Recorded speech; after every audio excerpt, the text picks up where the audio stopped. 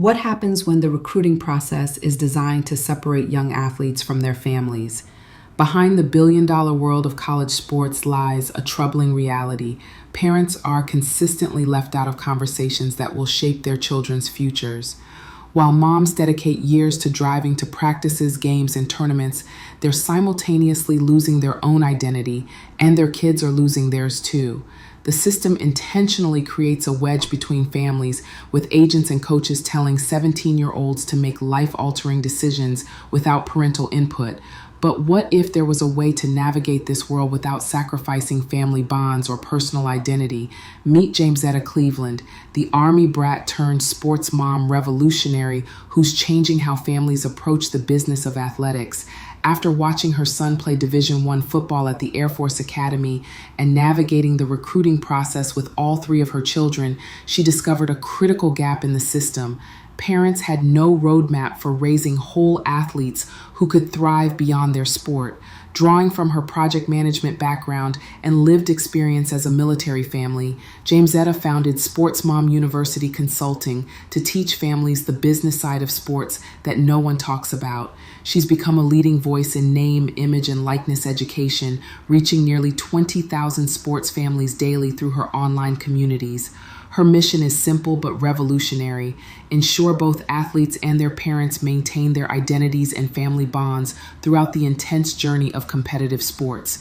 Today, we're diving deep into the hidden business of sports with someone who's pulling back the curtain on an industry that profits when families stay uninformed. Hey everyone, and welcome back to another episode of Impctrs Out Loud with me, Tracy B. Allen. And today I have with me Jamesetta Cleveland, and she is the owner of Sports Mom University Consulting. And she's here today to talk to us about what Sports Mom University Consulting is and how it impacts the community that she deals with, which is, of course, based on the name, sports moms and their children, right? So, Jamesetta, welcome to Impactors Out Loud. Why don't you tell us, what is your cost tale? My cause tale is athletes and their families, specifically sports moms, because what I have noticed is in the journey of athletics, two people tend to lose their identity. It is the mother who doesn't learn, she just completely forgets who she is by the time the process is over.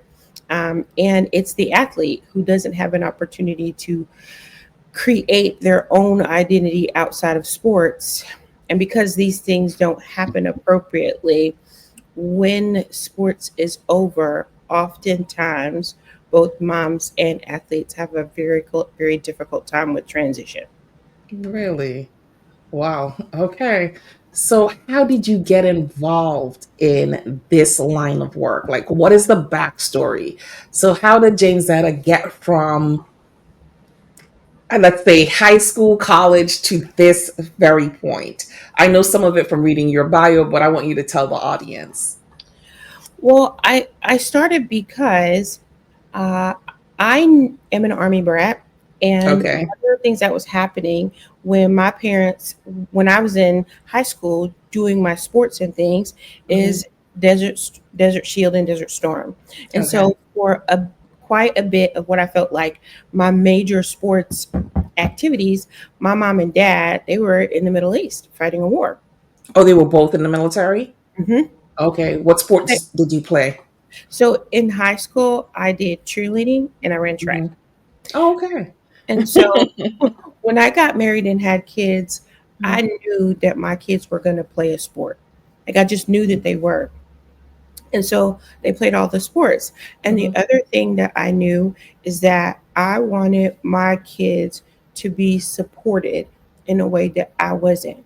And this is where I'm saying this is nothing like negative about my parents.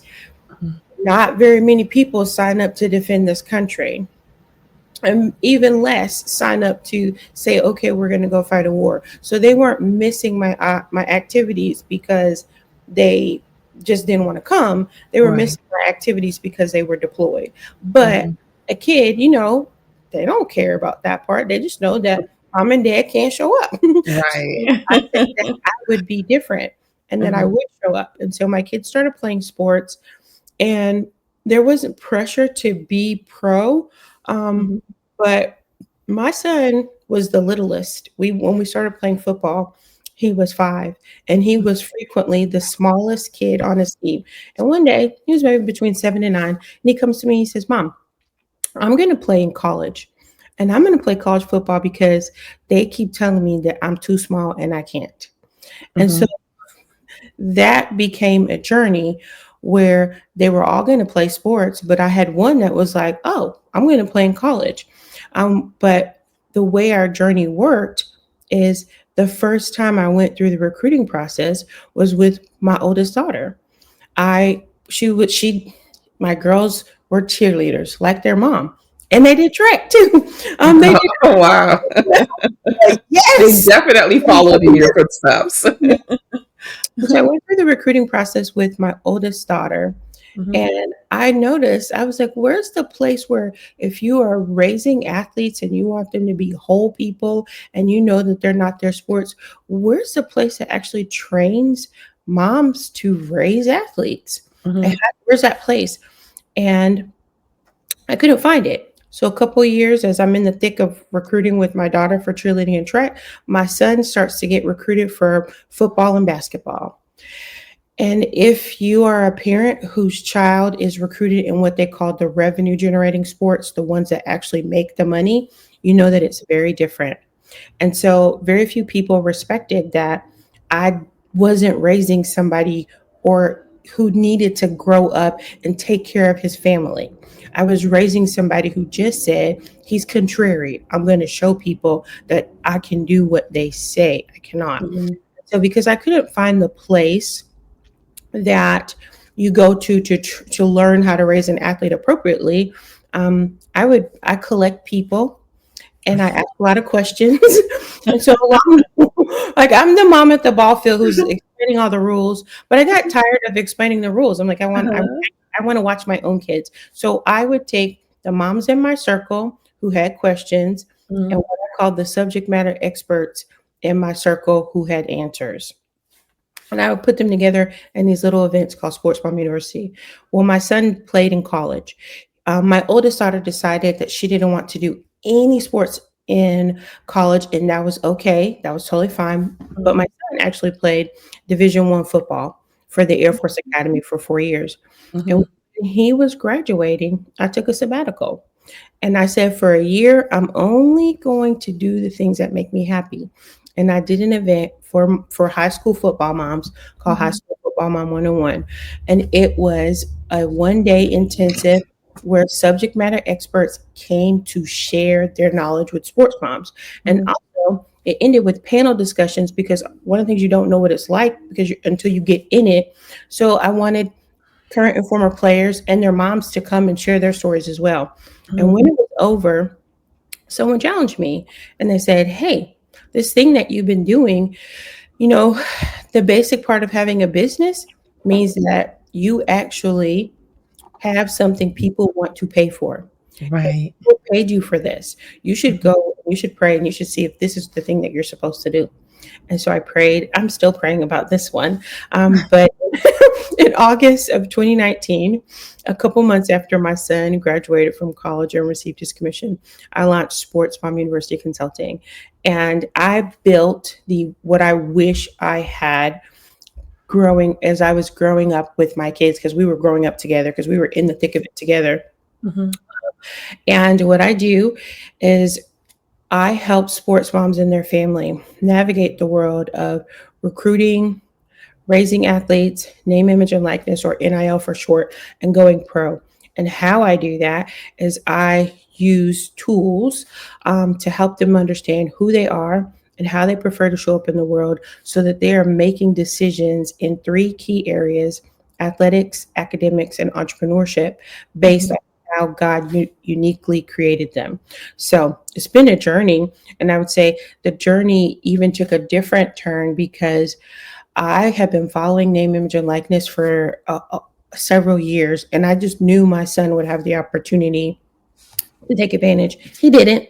He graduated in May of 2019, and Mhm. Cal passed, the Fair Pay to Play Act in September of 2019. But what I have noticed And if I would challenge your listeners to notice this as well, there is one key voice that is consistently missing from the dialogue when it comes to name, image, and likeness, and it's parents. And so I designed a course for sports parents by a sports parent. It's called Name, Image, and Likeness from a Sports Mom's Perspective. And it's Mhm. important. And so that kind of grew my business even more because name, image, and likeness is a hot topic. Um, Mhm. we as parents consistently don't get educated. So I created a space for us to come so that we can actually get some education so that we can, again, help our children make the best entrepreneurship, athletic, and academic decisions. So I love that. I love all that you've talked about. And for whatever reason, well, I do know the reason. I met Monique, and she's a athletic director, and she has just sent a whole lot of sports people to me. And so now I'm down the sports rabbit hole because you're like the maybe the I want to say seventh person in the sports field that I have interviewed on this podcast. So Come on, I come on over. It's fun here.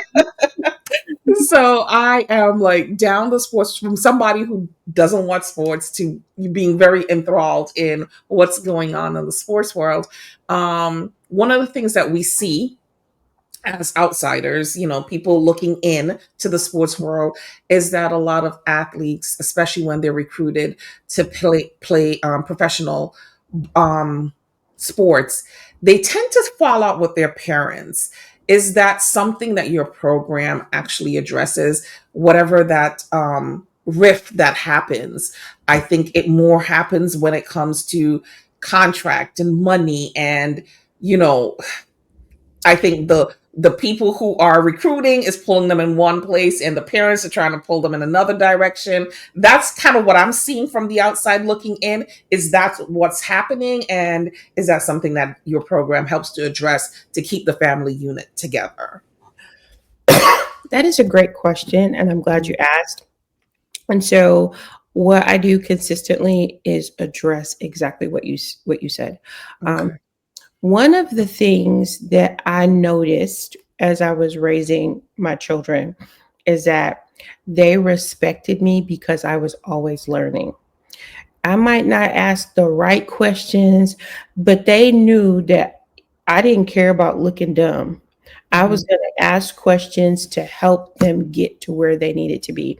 In recruiting, we always say you're helping a 17 or 18-year-old kid make a decision for the 40-year-old they will be. Well, most of us have never been through the process. So I was a question asker.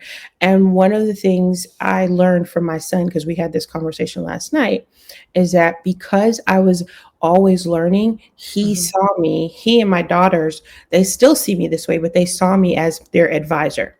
They saw that, oh, I care enough to look stupid or dumb or to ask dumb questions or Mhm. to go out and make friends so that we could have wise advisors, when we had questions. Mhm. So one of the things that parents don't think of is they don't understand that one, you need to show yourself learning because there's going to come a time where someone is going to look at your child and they're going to say, well, your parents never played this sport or they never got here.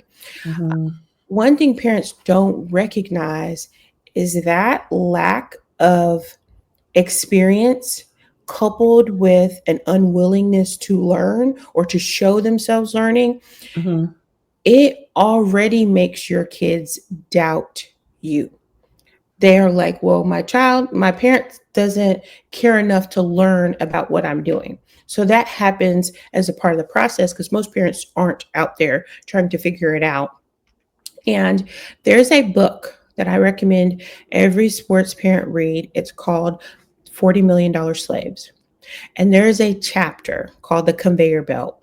If I'm not mistaken, it's chapter 6. But I tell every parent they need to read it because one of the things I learned, because this didn't happen to my family, and the reason it didn't happen is because I was always learning and my kids saw me learning. Mhm. But one of the things that I learned is that the recruiting process itself is designed when it functions as it should, Mhm. it will actually separate an athlete from their family. And the way that it does that is you have grown men and women who are multi-millionaire coaches who are telling a 17-year-old or 18-year-old or 19-year-old kid, you Mhm. make the decision. And even though they sit down in our living rooms, they really want the kid to make the decision. So it's putting the child in a position of power. When you couple the child in the position of power with family members, dads, moms, or whomever the person may be, who are Mhm. unwilling to actually learn the business of sports or even acknowledge that there's a business of sports, it drives a wedge. It's natural. And so one of the things I do in my community consistently is talk about the fact that if you're not willing to learn, you're setting yourself up for separation. If Mhm. you don't learn the basic business of sports, you definitely can't be uh, a part of the process when I'm negotiating an actual contract. So we talk about it. I refer Mhm. them to the book. And one of the things that happened a few years ago as I started representing my business at the NFL draft because people grew with me. And so they're getting great opportunities, and I'm going and I'm supporting them in their great opportunities. And so it allowed me to sit in a lot of different rooms.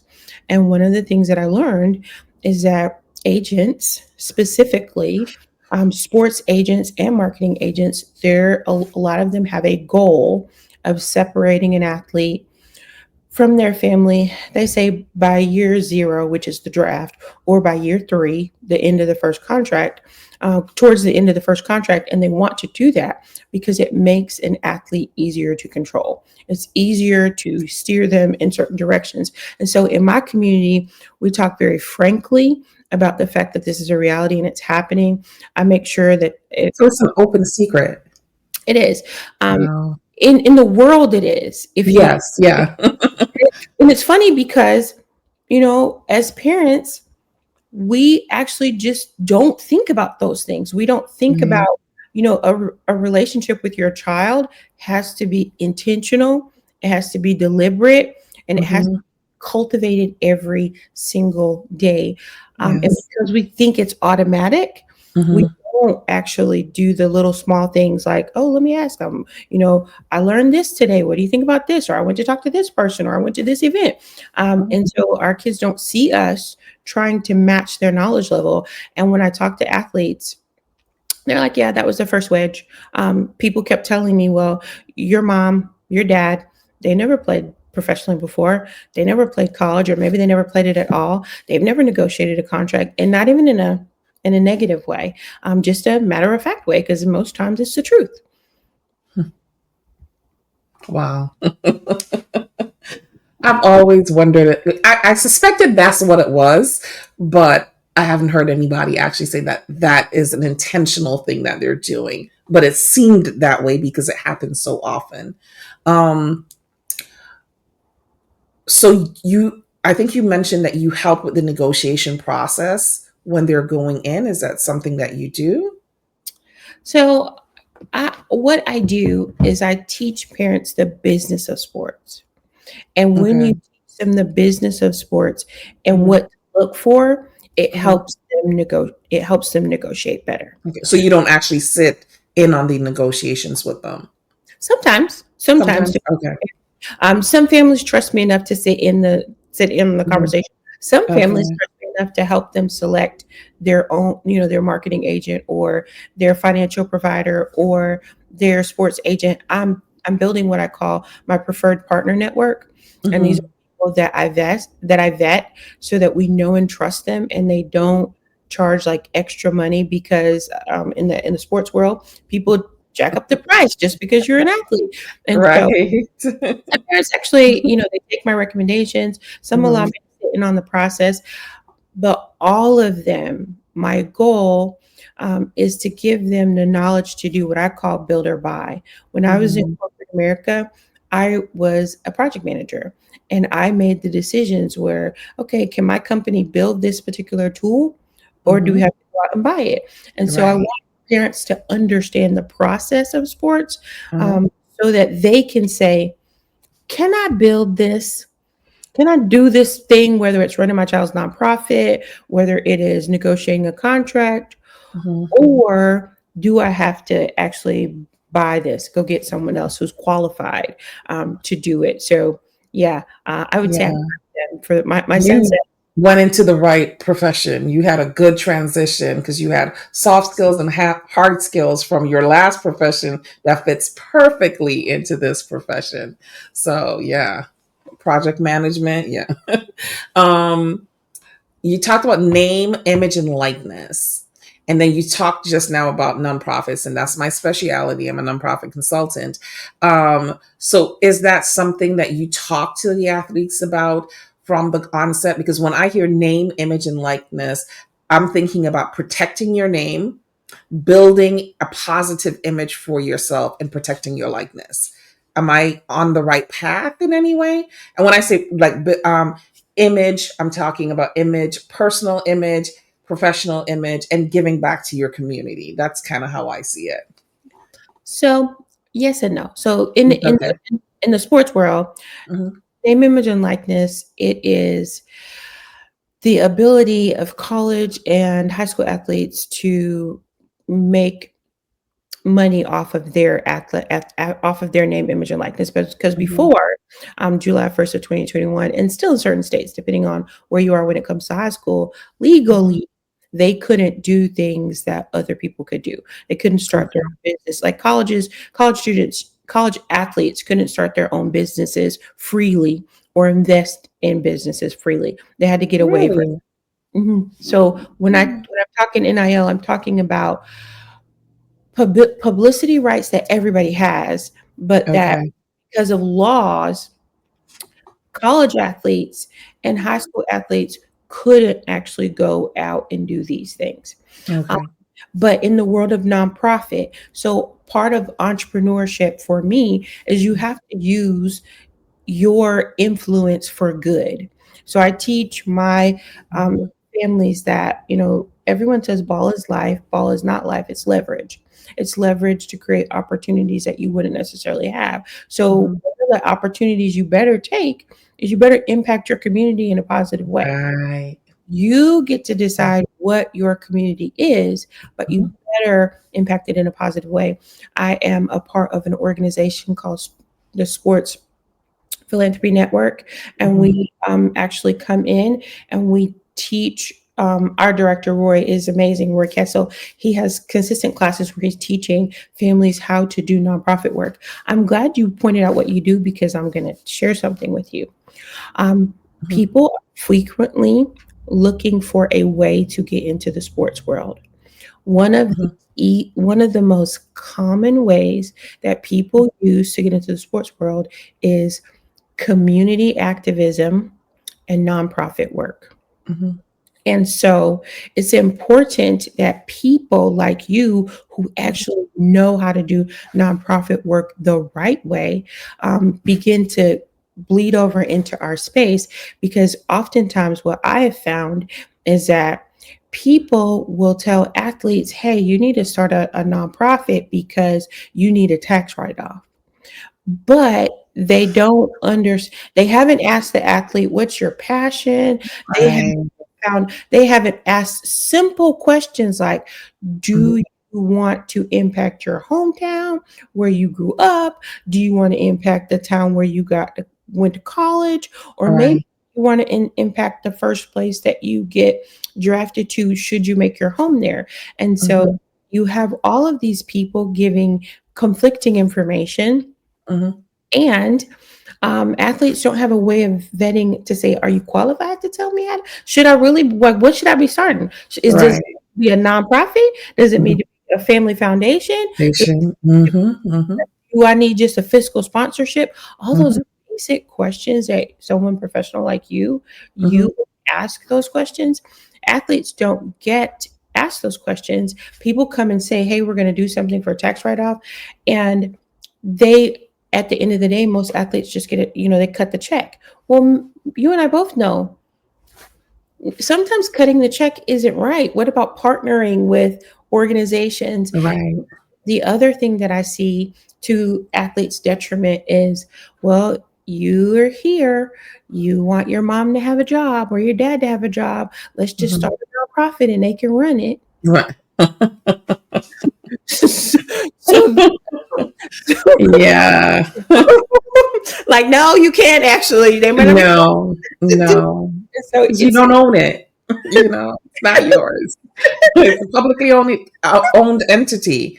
And I keep telling people that over and over. If you're looking for money, that's not where you go. you so, know. so I one of the things we talk about is like, hey, someone's gonna come to you and they're gonna tell you to start a nonprofit. Hmm. Might not be the best bet for you.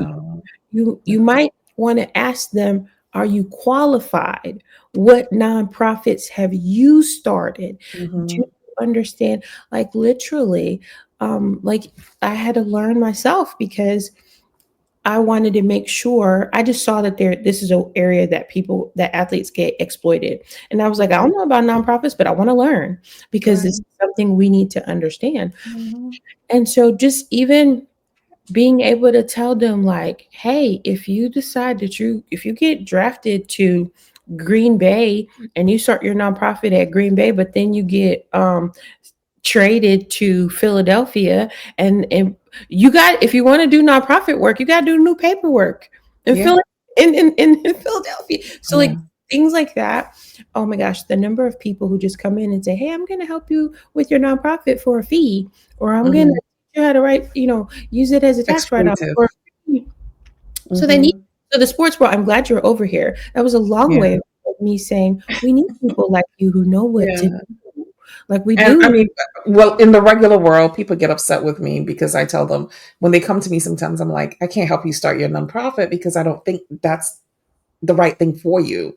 You're not set up financially yourself, or you don't have the skills right now to start a nonprofit. And like you talked about earlier, maybe fiscal sponsorship is a better route for you to go through, or just creating a program and working with a nonprofit through that route.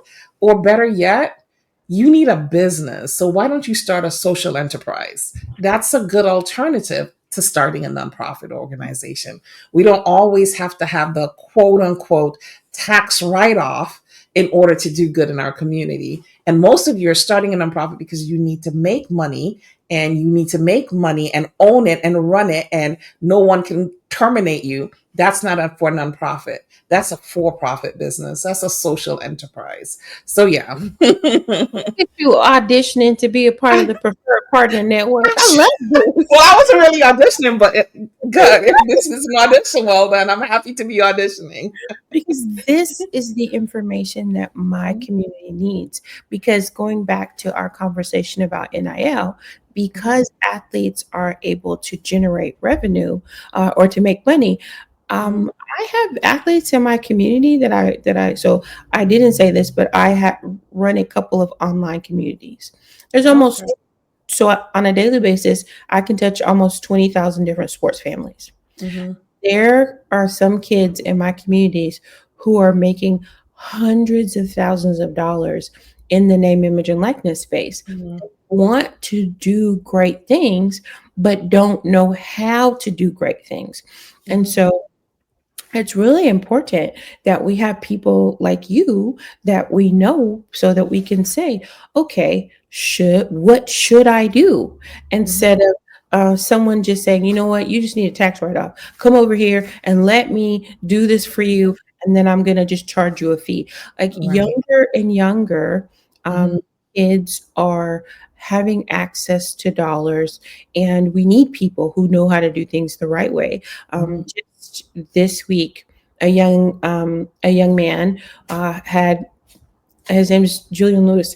He's from Georgia, but he is going to be he's one of the quarterbacks at Colorado. He made the news Hmm. because he donated $5 million to his local area in Georgia. And what he did is he built homeless, not shelters, but he built housing for people Hmm. who. Affordable housing. Hmm. And so things like that, like Hmm. it's important to have people like you who can come and sit down with young kids to say, oh, let's broaden your horizon, because it Yeah. doesn't have to be the typical way of the sports world where you Hmm. say, nonprofit, and a nonprofit isn't really what you need. Right. Yeah. Well, that's good. Um, I enjoyed this conversation. This was very insightful. I'm glad I got clarity around the name, image, and likeness and what that actually means in the sports world versus what I thought it would mean in the regular world. Kind of similar, but still very specific to the sports world. Um, Tell us, what makes you an impactor? Really, what makes me an impactor is my ability to change the lives of the people around me. I grew up. I'm about to show my age. We watched we watched GI Joe, and Yes, I did too. at the end of GI Joe, they would say, "And now you know, and knowing Yep. is the battle." Yep. Listen, I just showed my. Saturday morning cartoons. And so I always grew up with the thought process: knowledge is power. I need to know. And someone challenged me a few years, actually.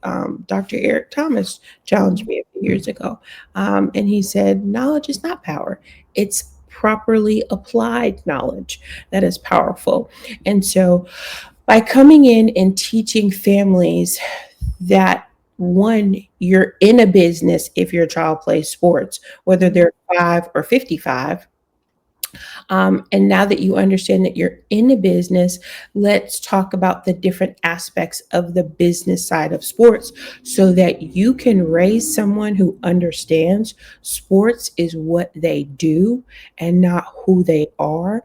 And they can walk away from the sport whole, not depressed, not suicidal, not lost, but whole, understanding I had an opportunity to play my sport, but I was never going to retire from it. And so I'm going to pivot into real life. And Mhm. for moms, I'm an impactor because I help them understand that you have got to have friends that are not attached to your sport. Because when your child stops playing the sport, if you don't have friends that are not attached to sports, you're going to figure out that all your friends. So I spent a lot of time playing football. Sometimes people figured out that they had football friends. And when their child stopped playing their sport, football or track or whatever it may be, not only did they not be around the sport, but they lost all of their friends because they only had friends because they were in familiar, similar spaces. Right. And these are not people that these moms would ever talk to if they weren't doing whatever sport. And we don't understand that.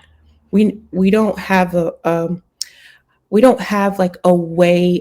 There's nothing in the parent handbook that says make sure that your friends are from diverse walks of life, because Mhm. if you get into athletics or dance or something really serious, you may Mhm. find you've limited yourself just like your child did, and you aren't whole either.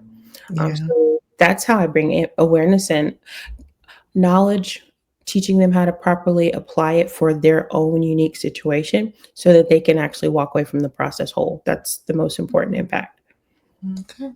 And if you had to leave potential sports moms, those who are in middle school, high school at this point in time, with three tips or strategies that will help them to move forward, what would those things be? I would say, first and foremost, always be learning and show your child that you are willing to learn. I'm willing to be a beginner with all of its discomfort because I love you. I would say, I know this is going to sound really, really like crazy, but make your child take a year off from their sport. Hmm. And the reason I tell you to do that is because in the world of raising parents, in the world of raising athletes, or in the Mhm. world, well, let me back up, in the world of raising children in general, Mhm. two things get immediate feedback from parents.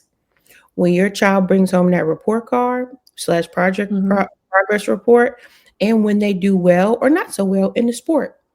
And Mhm. so oftentimes our kids can start to wonder subconsciously, do we love them without the sport? If you make them Mhm. take a year off from their sport, one, you're going to actually make their body rest. And Mhm.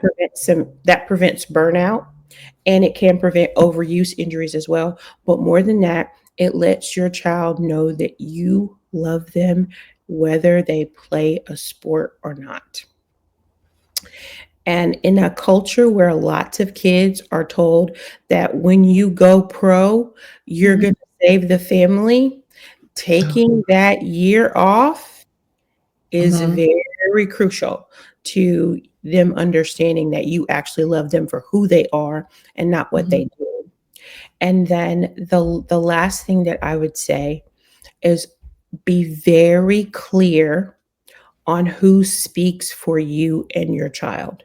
mhm, In the world of athletics, multiple people presume to speak for families. And that speech could be calling a college coach saying, "Hey, I am so and so's my guy. I He's going to come to your school, or so and so's my girl. She's going to come to your school." It could mhm, result in a conversation with an agent. And frequently in the world of sports, people are presuming to speak for families and they have no idea what the family wants. And they may not even be mhm, connected to the family that way. So definitely always be learning. mhm, Let your child take a year off and be very, very clear publicly and privately about who speaks for your family. mhm. Those are good advice. Good pieces of advice for sure. Where can people find you and get in touch and join your groups? Because you said you have several groups. So if they're sports mom, I'm sure you work with moms throughout the United States. You don't have to be in a specific state. So tell us, where can people find you? So people can find me on social media. I am on Twitter. We want to say formerly known as X, but it's always gonna be Twitter to me. If your mom I know. call you I know. Twitter. Yeah. Twitter, Threads, and Instagram as at sports SPORTS underscore mom MOM underscore you. And I am on Facebook as Sports Mom University. I always share tips and classes there. If you'd like to be a part of my group, you can look for the Sports Family Network on Facebook. Oh, okay. And they could definitely be a part. But if you reach out to me on social media, I can make sure that I connect you with the appropriate group. Great. So the more the merrier. There's never enough parent education. Never. Mhm. I agree. I agree. All right. Well, thank you so much for joining me today and providing us with valuable information that I know the audience is going to be able to wrap their minds around, because I think a lot of sports people are following me now because of all of the interviews I've done. So, thank you again for being our guest. And until next time, guys, bye bye.